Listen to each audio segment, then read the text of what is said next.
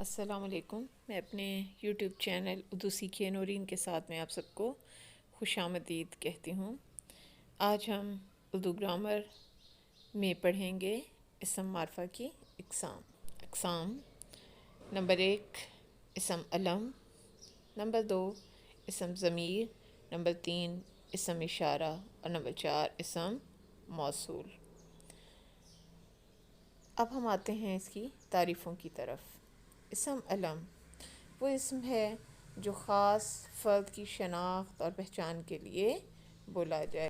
وہ اسم معرفہ جو کسی خوبی کی وجہ سے، حکومت کی طرف سے، قوم کی طرف سے، شاعری میں استعمال ہونے کی وجہ سے، ماں باپ بیٹا بیٹی کے تعلق کی وجہ سے، یا پیار، نفرت، محبت یا حقارت کی وجہ سے مشہور ہو جائے، وہ اسم علم کہلاتا ہے۔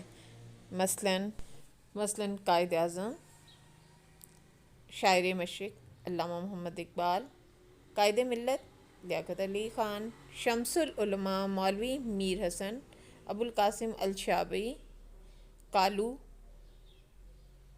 لنگڑا، رشید شیدہ،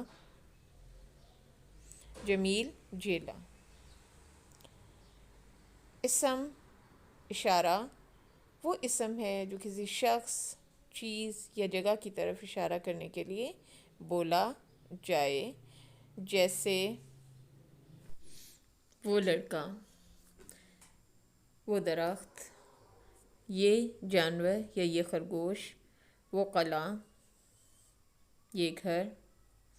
اب ہم آتے ہیں اگلی قسم کی طرف، اسم ضمیر۔ اسم ضمیر وہ اسم ہے جو کسی دوسرے اسم کی جگہ استعمال ہو، مثلاً میں، ہم، میرا، میری، تم، تمہارا، تمہاری، آپ وغیرہ۔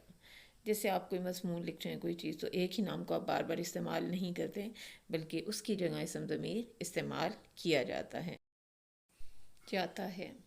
اب ہم آتے ہیں اسم موصول کی طرف۔ اسم موصول وہ اسم ہے کہ جب تک اس کے ساتھ کوئی دوسرا جملہ یعنی صلہ نہ ملایا جائے، یہ اپنے پورے معنی نہیں دیتا۔ جیسے جو محنت کرے گا وہ پاس ہوگا، جس نے نیکی کی اس نے پھل پایا، جیسا کرو گے ویسا بھرو گے۔ ان مثالوں میں جس، جو، جیسا اسم موصول ہیں۔ محنت کرے گا، نیکی کی، کرو گے صلہ ہیں، جبکہ پاس ہوگا، پھل پایا، بھرو گے جواب صلہ ہیں۔